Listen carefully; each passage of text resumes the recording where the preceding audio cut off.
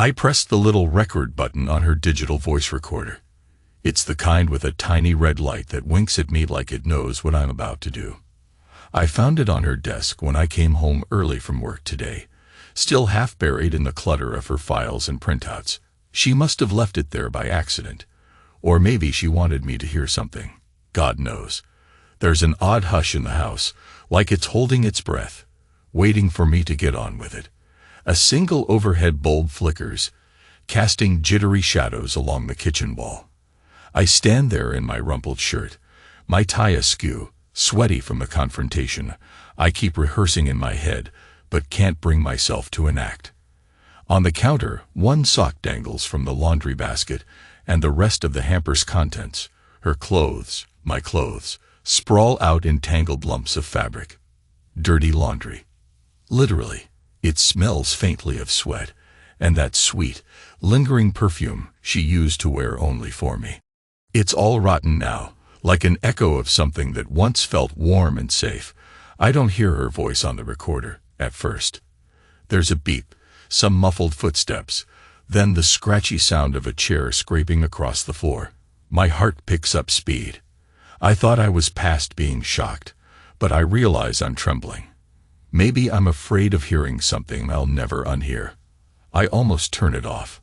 But then I catch her voice, a rehearsed line, a practiced pitch, the one she uses when she speaks at city council events. Soft, lilting, unbelievably self-assured. Ladies and gentlemen, thank you for this honor. I stand before you today. A short laugh. Then another beep. Then a man's voice, low, teased with laughter. Come closer, I can't hear you from all the way over there. Then static. I hear movement, I hear her sigh. It's definitely her.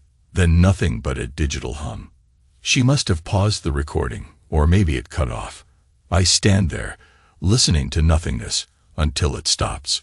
In that silence, I'm hit with memories as if they're bricks dropping from a great height.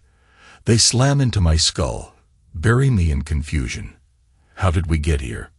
We were a decent couple, once. Something real. I remember the first time I saw her. Rebecca, stepping out of her car in a beige pencil skirt that hugged her hips just enough to make me swallow a bit too hard.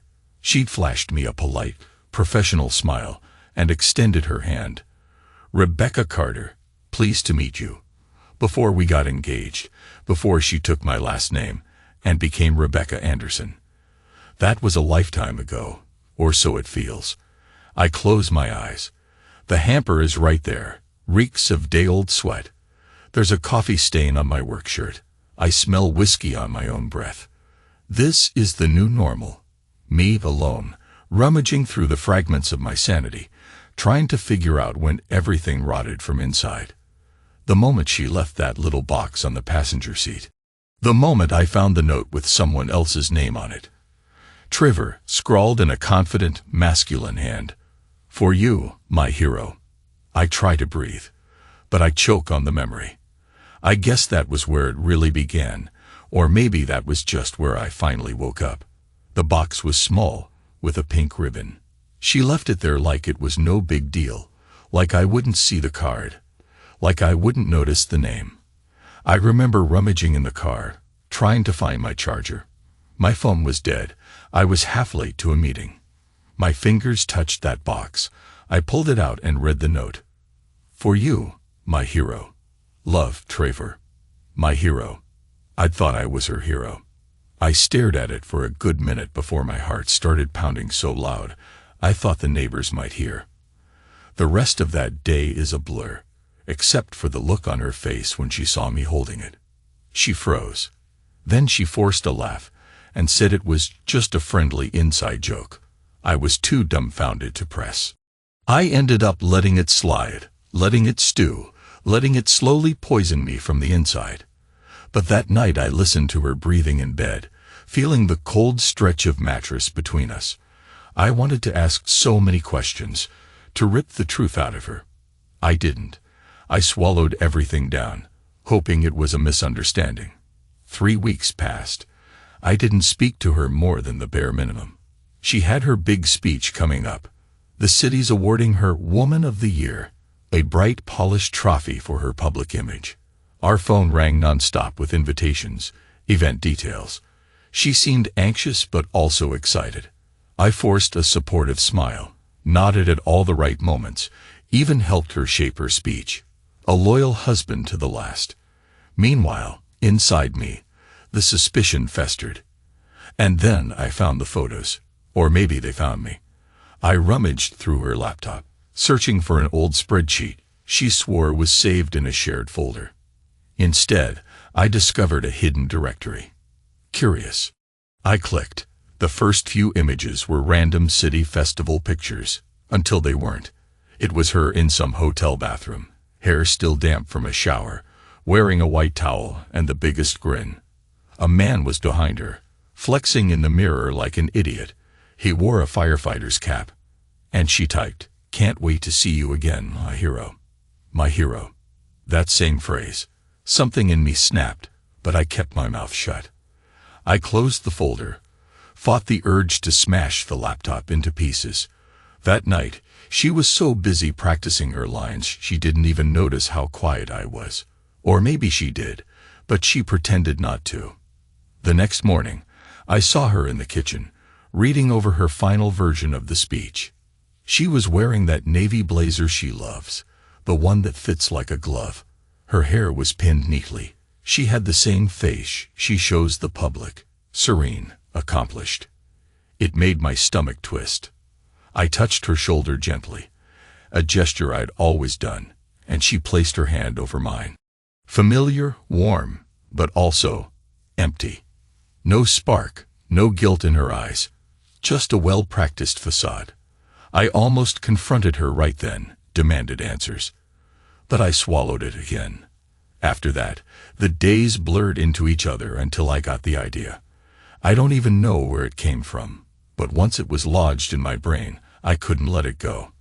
I thought, she's going to present a slideshow at that city gala, pictures of her philanthropic work, bullet points about her achievements.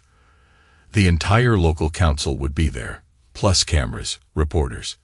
I thought about how easily I could replace the slideshow. I know her password. I know exactly how to slip backstage. I told myself it was revenge, a petty, humiliating revenge. Then I told myself she deserved it. A swirl of guilt and fury and heartbreak took hold of me, and I fed off it like a starving dog. I spent the night before the event copying the pictures of her and Trevor from that hidden folder. The lines are burned into my memory. Her bright grin, that damned firefighter's cap. My heart hammered the entire time, but some twisted part of me felt alive, felt a grim sense of purpose. Then morning came. She left early, anxious to check the stage, check the microphone, make sure everything was perfect for her big triumph. I arrived about an hour later, telling the staff I was her husband, the one who needed to finalize the presentation for Mrs. Anderson. They showed me to the computer backstage. I inserted my flash drive. I replaced her official slideshow with the incriminating images. My hand shook, but I did it anyway. Then I stood in the third row, watching the seats fill with the local big shots, the cameras, the mayor, her colleagues, probably half our neighbors. I saw her from a distance, greeting them with her politician's smile, never suspecting a thing. The lights dimmed. She stepped on stage in a tasteful burgundy dress. Applause roared, and a hush fell. She started her introduction, voice confident, eyes shining. I thought, how many times did she use that same voice to lie to me? Then the big screen behind her flickered. For a second, it showed the opening slide of her official program. Her name, the city seal. Then it switched, abruptly, to the first photo. Her in a white towel, hair wet, leaning into Trevor's chest. The words, "For you, my hero," scrolled across the screen in huge lettering. A choking silence seized the auditorium. She froze. I heard someone gasp. A couple of ladies in the front row covered their mouths. I swear time stretched into a slow, painful eternity. Her face turned pale under the stage lights. She didn't scream, didn't shout, didn't defend herself. She just clutched her folder of notes tight against her chest. Then the screen flashed to the second photo, the third. Hotel bed, playful smirks, his firefighter uniform half undone. Laughter from somewhere, or maybe it was just a cough. In the audience, people started to murmur. I stood there, my heart pounding. I wanted her to say something, to try to beg for forgiveness, or to explain. But she didn't. She stepped back from the mic, turned, and walked off stage. No words. Nothing. And that was the hardest part. At first, nobody moved. Nobody even clapped. Except me. I gave a slow, sarcastic clap that echoed in the hush. Once, twice, 3 times. Then I stopped. I could feel my chest caving in. That's how it ended. She never came back on stage. I left right after. For a moment, stepping onto the street, I wanted to collapse. My knees felt weak, my gut twisted like a vice. The adrenaline had carried me through, but now I just felt hollow. I got home before she did and sat at the kitchen table. I placed a small cardboard box on the countertop, the same one she'd once left in my car with that pink ribbon. I took off my wedding ring and dropped it inside. Then I fished out the key to the house, the back door, the mailbox. My whole life in metal shapes. I tossed them in, closed the lid, slid it neatly to the center of the table. I added a note. You're free. Enjoy. Then I went to the bedroom, started shoving a few clothes into a duffel bag. I remember hearing the clock tick. Tick. Tick. Each second marking the end of what I used to call my life. An hour later, she arrived. I heard the front door open, the rustle of her dress. I peered from the hallway, behind a half-closed door. She walked into the kitchen, saw the box on the table. I saw her shoulders tense, her posture waver. She opened it, read the note. I waited for her to break down, to scream, to curse me for humiliating her. Instead, she just lowered her head. Her hair fell in front of her face. She stood like that for what felt like ages. Then she sank into a chair. Her whole body went slack. No more perfect politician's composure. Her breathing sounded ragged. But I heard no sobs. No pleas. I turned away and headed for the back exit. The only thing I took besides my clothes was that voice recorder. She didn't try to stop me. I drove off, not sure where I was going, not even sure if I cared. A part of me wanted to die. That's the honest truth. I looked at the other cars on the highway, at the 18-wheeler rumbling in the next lane, and wondered if I should just turn the wheel and let fate do the rest. My entire existence, all my illusions about love, family, trust, had crashed down around me. A battered, bruised part of my mind whispered that I should keep living, if only to see what happens next. So I kept driving, tears burning at the corners of my eyes, but I refused to let them fall. That night, I rented a cheap motel room near the interstate, the kind with an ancient AC unit that groaned like a dying animal. I tried to sleep but ended up staring at the ceiling until dawn. At some point, I realized I was clutching her recorder. I pressed play again, hoping to hear any scrap of explanation. But it was just that short snippet, her voice practicing lines, then a man's low chuckle. I closed my eyes and let it fill my head. By the time the sun rose, I was more exhausted than ever, but a quiet determination settled in my chest. I had to face the reality. I'd done what I did, and there was no taking it back. In the weeks that followed, I avoided seeing her. She tried calling once or twice. I didn't answer. She left a couple of voicemails that started with, "We need to talk." I deleted them without listening to the rest. My father reached out. He heard rumors, saw her meltdown in the local news. I told him I needed space. Work gave me personal leave after I explained there was a family situation. I didn't mention the affair or the scandal. I just said I had to sort out some issues. They seemed sympathetic. My colleagues asked if I needed anything. I politely refused. I spent those days drifting around in a haze of regret, anger, and, if I'm honest, a weird sense of relief. Because at least now I knew. The doubts were gone. The illusions were gone. She had chosen her path, and I'd chosen my revenge. Some nights, though, I'd find myself rewriting the scene in my head, a kind of sick highlight reel. The hush in the auditorium, the photos splashed across the screen, her stunned expression. The clarity of that moment. It wasn't satisfying in the way I'd imagined. I thought humiliating her would make me feel better, but it mostly left me hollow. I guess some nightmares don't fix themselves just because you reveal them to the world. About a month later, she finally sent me a text. I'm moving out of the house. Need to get my things. I'll be gone soon. That was all. I stared at the message, a part of me wanting to call her back and demand answers, or at least closure. But I didn't. I just sat on the bed in my little motel room, the chipped paint peeling off the walls, wondering if this was how 15 years of marriage was supposed to end. I forced myself to remember the good times, as if that might help. Our first anniversary trip to the Florida Keys, her in that yellow sundress, the smell of sunscreen and salt. The night we danced under cheap paper lanterns at a friend's wedding, me stepping on her toes, her giggling and calling me a clumsy oaf. The morning we brought home a stray puppy.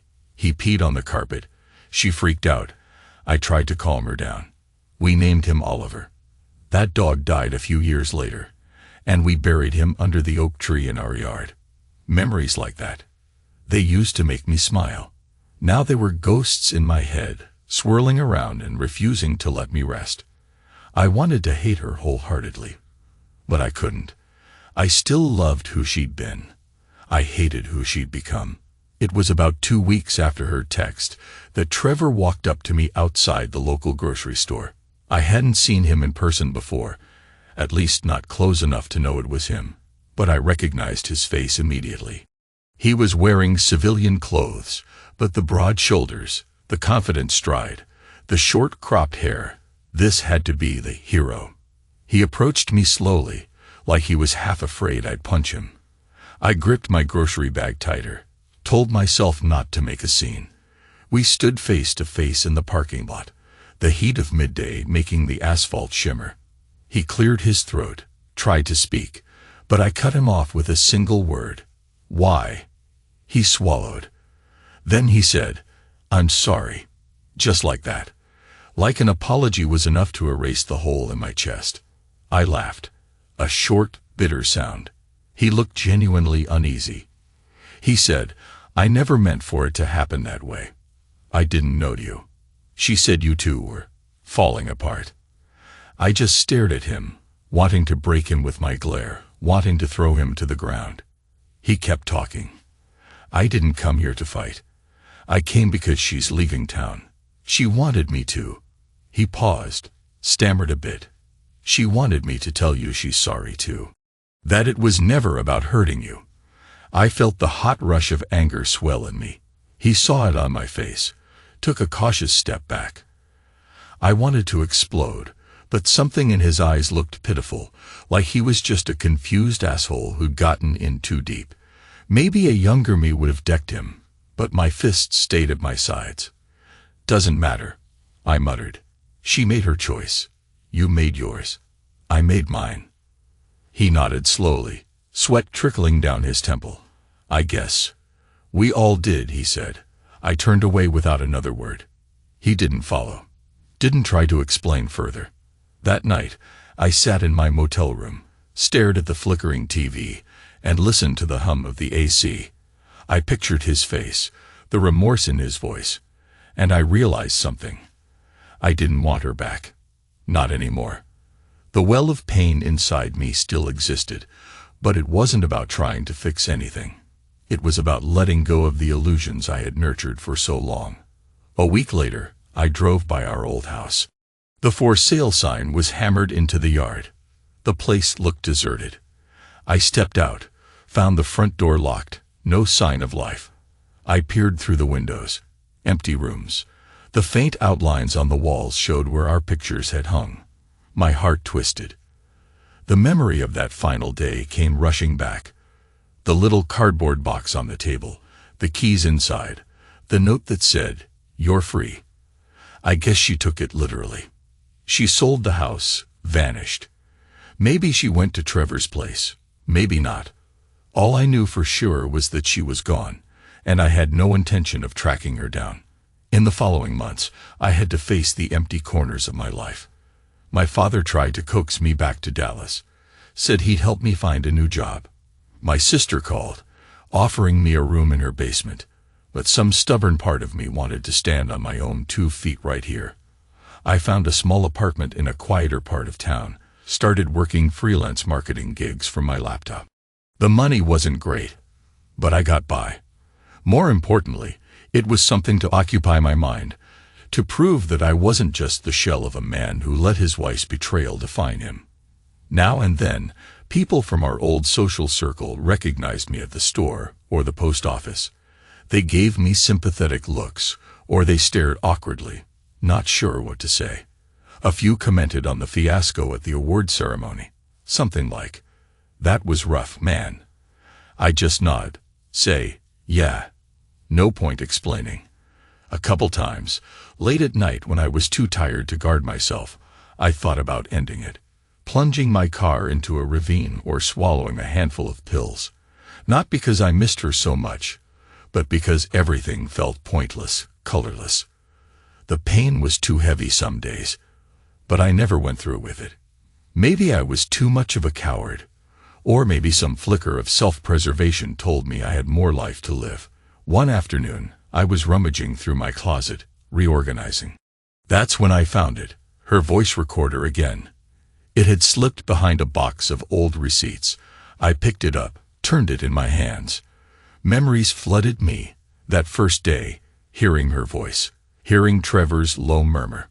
My stomach churned, but curiosity tugged at me, so I pressed play. The final track wasn't the same snippet as before. I heard static, then a rustle, then her voice, quiet and shaky. "I don't know how to say this. If you're listening, I'm sorry. I messed up. I never wanted to hurt anyone, least of all you. You used to be my hero too." She let out a trembling breath. "Trevor is a good man, but he's not. He's not you. I'm so sorry." Then nothing but a long silence and a beep ending the recording. I dropped the recorder. It clattered onto the floor. My eyes blurred with tears. I thought about how easy it would have been for her to say that to my face, but she never did.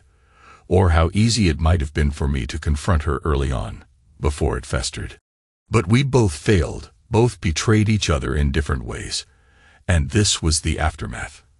I stepped outside onto my tiny balcony, the late autumn sun slanting between the buildings. I felt the crisp air on my face, and I stood there, letting the tears slip down my cheeks for the first time since the day at the auditorium. They weren't tears of regret for losing her. They were tears for the good that once was, for all the ways we drifted apart, for the part of me that died along the way. I realized in that moment that I needed to breathe again, to find a reason to keep going. Because time doesn't heal. It just wears things away, including our illusions, including our capacity to cling to old wounds. Eventually, I wiped my eyes, picked up the recorder, and placed it on the windowsill. I didn't destroy it or throw it away. I left it there like a relic of a past life. Then I grabbed my coat and left my apartment for a walk, letting the brisk wind remind me I'm still alive. The day stretched out before me, uncharted. I wanted to think about my next steps, maybe a new job, maybe volunteering somewhere. Small beginnings. Life after betrayal. I felt no rush. I had all the time in the world now that I was freed from that weight. Weeks slid by, and I found a quieter sense of routine. Gym in the mornings, remote work in the afternoons, sometimes a game of pickup basketball on weekends. I reconnected with a couple of friends I'd lost touch with. They never asked about the scandal, and I appreciated that. I never volunteered details. But the anger, the bitterness, they never fully disappeared. Sometimes at night, I'd jolt awake with a vivid memory of the auditorium scene. The hush, the shock, me standing up to clap. Then I'd lie there, feeling the old ache in my chest. I wasn't sure if I regretted humiliating her like that, or if I still took grim satisfaction in it. Maybe it was both. A year later, the house sold, the divorce finalized. She'd never contested anything. She signed the papers, and we both walked away. My father tried to talk me into counseling. "You went through a lot," he said. I shrugged it off, told him I'd deal with it on my own. Some days, I wondered if counseling might have helped. But I was stubborn, too proud, maybe. Or maybe I didn't want to rehash all the gory details. The one thing I knew was that every time I caught a whiff of that perfume, or saw a postcard of the Florida Keys, I'd feel that pang deep inside, like pressing on a bruise that never fully healed. I heard rumors. She moved, took a position in another city. Some folks said she was still with Trevor, that they were living together. Others said they broke up after a few months. I didn't care to find out which story was true. Either way, it didn't really matter to me. The past was done. It was a slow, draining process to accept that, but piece by piece, I let the old memories fade.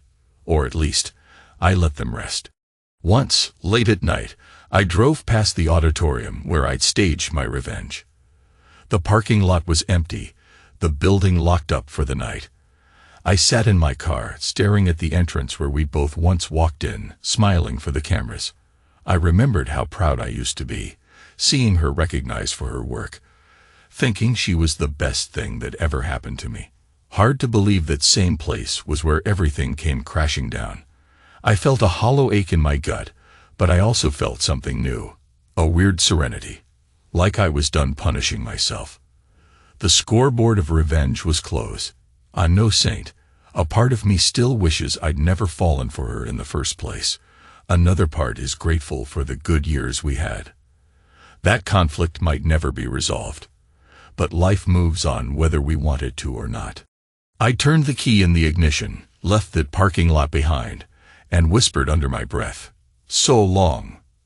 Now, if there's one thing I learned, it's that betrayal carves a scar you can't fully erase. But scars mean you survive. You carry on, if only because the alternative is quitting. Some days I wake up with a weight in my chest, wondering if I'll ever be able to trust again. Other days, I feel almost normal, almost content, like a new version of myself is slowly taking shape. I don't know if I'll ever love like I did before. Maybe that's okay.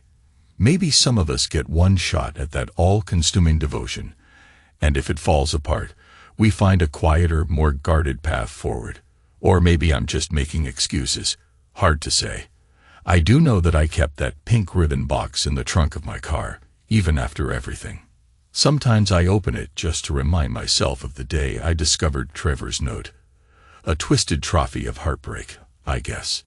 I look at it and remember the moment I realized how naive I'd been. Then I close it and drive on. Maybe that's the best any of us can do, acknowledge our pain, then keep going.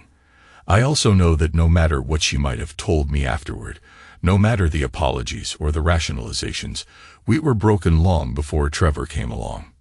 He was just the final wedge. I don't hate him. He was a symptom of a bigger disease we both ignored. But I'll never forgive him, either, for stepping into my marriage and flaunting that hero label in her eyes. That's just who I am. I can live with that.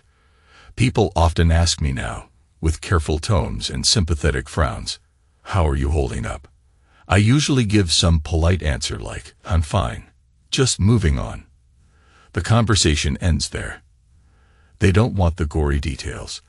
Maybe they sense that I'm not the same man I used to be, that I carry a bitterness behind my eyes. But I keep it contained. After all, I learned the hard way that life doesn't owe us neat resolutions. We do what we must, then pay the price. Some nights, especially when it rains, I let myself remember how she looked at me the day we said our vows. She was radiant, almost trembling with excitement, a tear in her eye when she slid the ring on my finger. I believed with all my heart we'd stand by each other forever. That memory used to tear me apart. Now it's just a ghost. If I close my eyes, I see it playing on loop, then receding like a wave at low tide. Gone before I can hold on to it. Yes, sometimes I still want to die. But it's no longer an active want, more of a passing thought, like an echo that resonates and fades. On bad days, I lie in bed, stare at the ceiling, and wonder if it would be easier to check out. Then I think, but who'll water the plants? Or, who'll pay the bills? Or some other mundane anchor that ties me to the world. And I get up, go about my day, feed myself, do my job. Vengeance is a funny thing. I used to think it would set me free. It did, in a way, but not how I expected. It left me with emptiness, forced me to rebuild from scratch. I visited my mother's grave one Sunday. She died years ago, a slow battle with cancer. I knelt in the grass, thinking how she taught me about loyalty, about kindness, about standing tall. She never once told me to take revenge, or to destroy someone I loved. But if she were here, I wonder if she'd hold me, tell me I did what I had to, or if she'd shake her head in disappointment. I'll never know. Still, I felt a little calmer after talking to her headstone for a while, letting the breeze swirl around me. I whispered that I miss her, that I hope I'm doing okay. Then I walked away, carrying that quiet comfort in my chest. Months rolled on. Work became busier. I started a new contract with a small biotech startup, which demanded more of my attention. In the evenings, I sometimes sat on my couch and read old Western novels, stuff about lone gunslingers wandering the desert, seeking justice or revenge. I guess I identified with their solitary existence, their acceptance that life is harsh. The more I read, the more I realize that every man eventually faces his reckoning, one way or another. Mine just came wearing a pretty burgundy dress and a big smile at a city gala. One cold evening, I went for a walk down by the local river. I guess I was feeling nostalgic, or maybe just lonely. The night was quiet, the water shimmering under the moonlight. I found a bench where we used to sit, me and Rebecca, feeding ducks on lazy afternoons. I stood there a while, letting the memories wash over me. Then I sat, letting the cold seep through my jeans, my breath rising in frosty puffs. For a moment, I let myself think. If she showed up right now, if she asked forgiveness, would I give it? The question twisted my gut. I knew the answer was no. Not because I wanted to cling to hatred, but because some things just can't be undone. Sometimes love is a fragile thread, and once it's snapped, you can tie knots, but it's never the same rope. And sometimes you can't tie it at all. I don't know if that makes me cruel or just pragmatic. All I know is that we all make choices we have to live with, and I made mine. So I left that bench, that old memory, behind, and headed back to my apartment. Life moves on. As for Trevor, I never saw him again after that day in the grocery store parking lot. Maybe he moved away. Maybe he's still in town, but our paths never cross. I sometimes have weird half-dreams where he shows up at my door, tries to apologize again, or begs my blessing to be with her. I always slam the door in his face. Then I wake up with a bitter taste in my mouth. It's probably the whiskey I started keeping in my kitchen cabinet. A nightly ritual that helps me sleep. More than I'd like to admit. But I'm not proud. I'm just coping.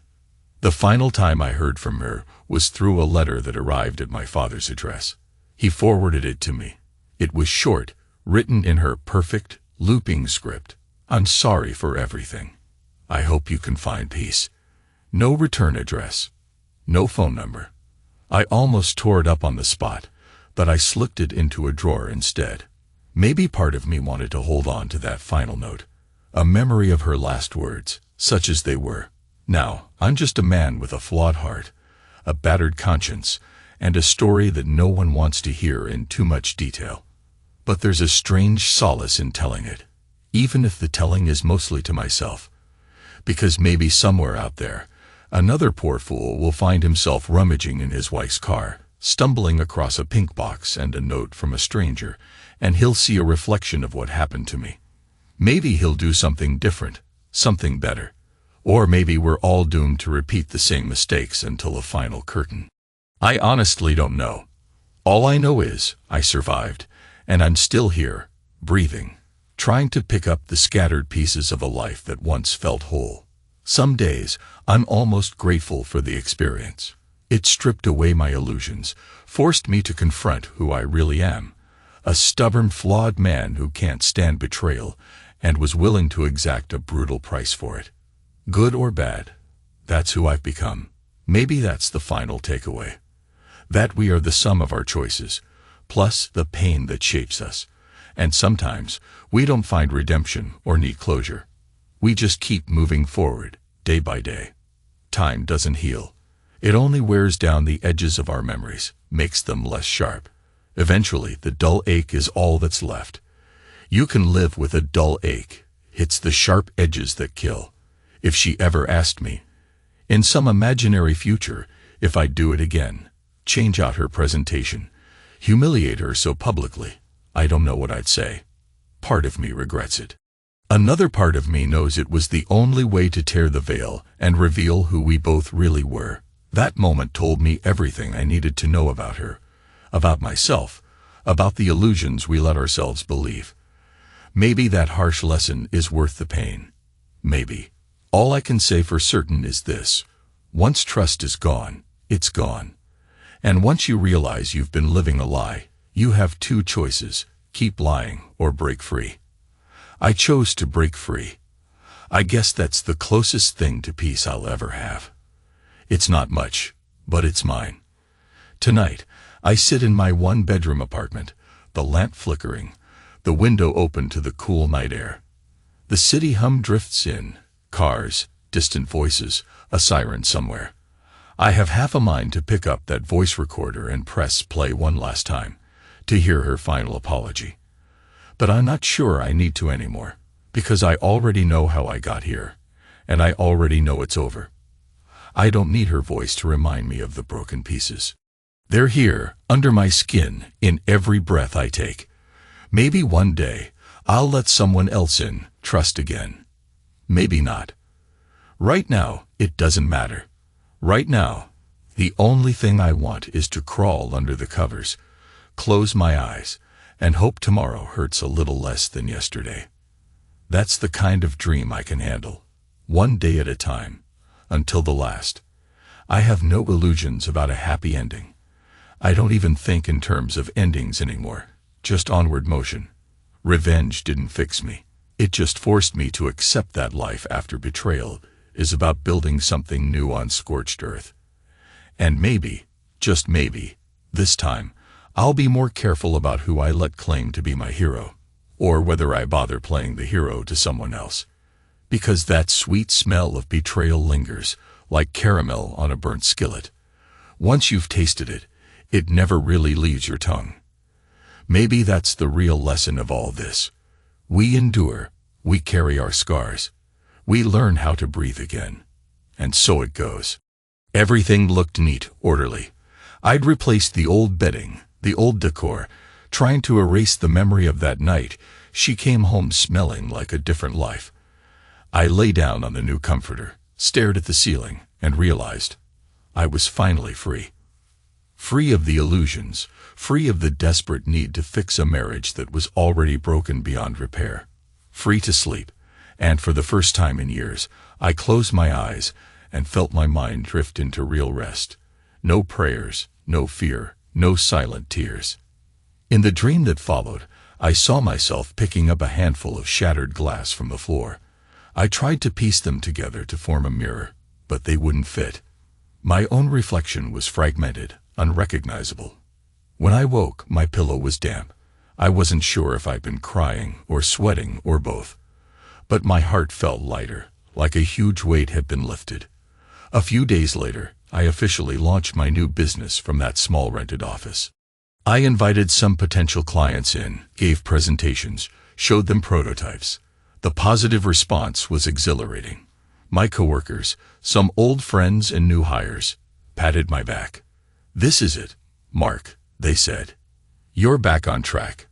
And in that moment, I realized maybe I was more alive than I'd been in years, even before Laura's betrayal, because I had no illusions to hide behind anymore. The numbness was turning into forward momentum. a kind of quiet hope. That evening, I bought a large aquarium for my son's room, bigger than the small one we'd had. He laughed in delight when he saw it. We placed neon rocks, a miniature treasure chest, plastic seaweed. The fish darted through them, carefree. My son giggled, pointing out how the water reflected on the wall. I crouched beside him, letting his joy fill a corner of my empty heart. "Dad," he said suddenly, "you look happier. Are we okay now?" I wrapped an arm around him, nodded. "Yeah," I replied softly. "We're okay. We're going to be okay." We settled into a routine. Laura and I communicated only about our son. Drop-offs, pickups, school events. She tried, once or twice, to speak with me about us, but I brushed her off. There was no us. Not anymore. Eventually, she stopped trying. About a month later, a Sunday morning, she knocked on the door. My son opened it before I could, leading her in. She was dressed casually, no trace of that sophisticated style she used to flaunt.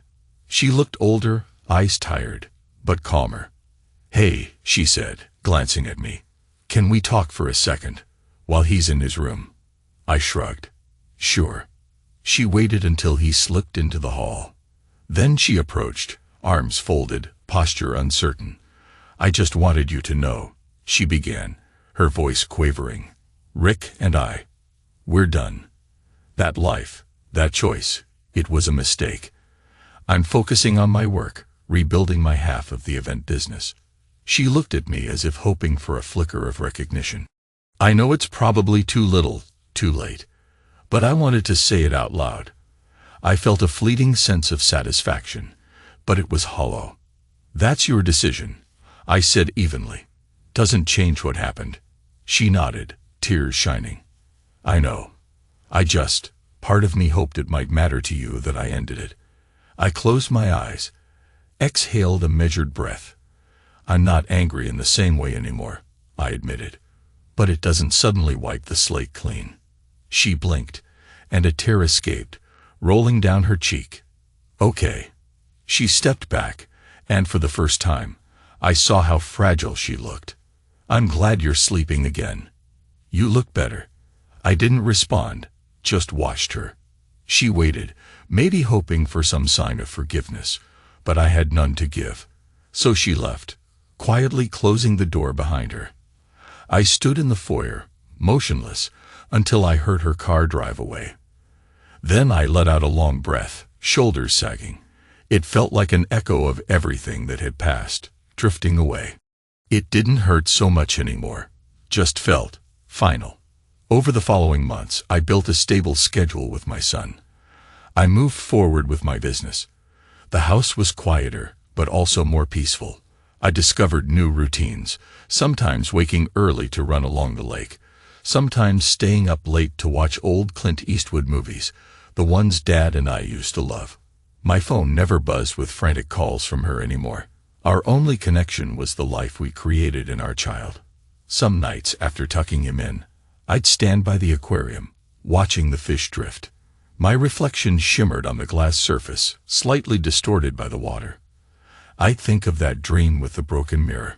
Maybe I was piecing myself back together, but differently this time. A new shape, a man who'd survived betrayal, and found a sliver of peace on the other side. One evening my son asked, "Dad, do you still love Mom?" A child's question, direct and disarming. I knelt down, searching for the right words. "I care about her because she's your mother," I said gently. "But sometimes grown-ups change. Sometimes love changes." I ruffled his hair. "But that doesn't mean we don't both love you." He frowned, as though trying to parse it. Then he gave a small nod. "I'm glad you're not so sad anymore." Those words stuck with me. I realized that somewhere in the long winter of heartbreak, I'd come out the other side with a quiet acceptance. I might never fully be the man I was before the affair, but maybe that was a good thing. That man was blind to a lot of signals. This new man understood that life could shift under your feet without warning, that illusions of safety could vanish in an instant. and that sometimes the only way to survive was to become stronger, colder, yet still keep your heart open enough for a child's smile. The next morning, I woke up with a sense of calm. I showered, dressed, sipped coffee in the kitchen while the sunrise glowed through the windows. And I realized that for the first time in ages, I didn't dread the day. I didn't fear walking out of this house and facing the world. The perfume was long gone, a ghost from the past. The tension that once knotted my stomach had loosened. Before leaving for the office, I looked around at the rooms that had once felt haunted. Now they felt mine. Maybe the walls still held echoes of betrayal, but they also held the promise of new memories. My new life was budding, uncertain but alive, and I intended to embrace it. No more nightmares, no more illusions. It was then I felt something crack open inside me.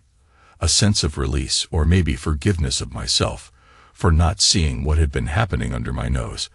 I understood, with a quiet finality, that I'd never again be that naive husband.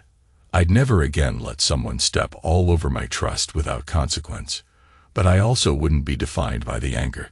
There was a difference between being strong and being hardened, and I knew which path I wanted to walk. I stepped out the front door and locked it behind me, the crisp air bracing on my face. In the car, I glanced at the passenger seat, empty. I thought of the day I brought those flowers to the women's club, how I sat there for hours, waiting for a wife who never appeared. I recalled the heartbreak that followed. My chest twinged. But then I started the engine, feeling the gentle rumble beneath me. I was heading to the office, to my project, to the future I was building. And for the first time in a very long while, I took a breath that felt clean and unburdened.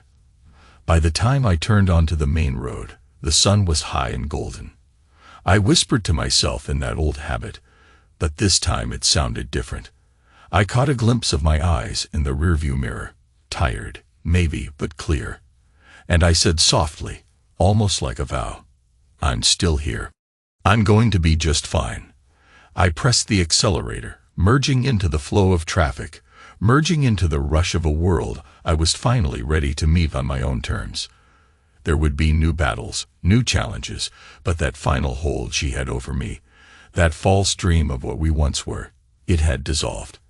And as I drove, I felt my body, my mind, my entire spirit returning to me, free of the weight that once crushed me from within. In that moment, I knew, beyond any doubt, that I had survived and become something stronger, something real, and I was done saying goodbye to who I used to be. Now, I was saying hello to the man I was becoming, one breath at a time.